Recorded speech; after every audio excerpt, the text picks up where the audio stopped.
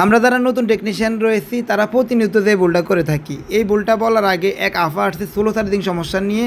তো ওনাকে বললাম যে পোর্ট চেঞ্জ করছেন কিনা, উনি বলে যে ভাই জি ভাই পোর্ট চেঞ্জ করেছি, তাও একই সমস্যা, সোলো চার্জ হয়।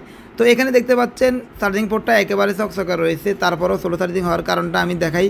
এই পোর্টটা আমি আবার লাগাই, পোর্টটাতে আগে দেখতে পাচ্ছেন এখানে কানেক্টরের মাত্র দুইটা লাইন রয়েছে, একটা হচ্ছে পজিটিভ লাইন আর একটা গ্রাউন্ড লাইন। তো আমি এই পোর্টটা আগে লাগিয়ে দেখাই যে এই অবস্থায় চার্জ কেমন নেয়। তো আগে যে অবস্থা ছিল ঠিক ওই অবস্থায় আমি পোর্ট লাগাইছি, কোনো প্রকার কাজ ছাড়াই। দেখতে পাচ্ছেন এখানে চার্জ 4.4 নিতেছে বা সর্বোচ্চ 5.5 নিতেছে, মানে 0.5 নিতেছে। এখানে সারাদিনও 2% চার্জ হবে না, এটাই হচ্ছে সোলো চার্জিং।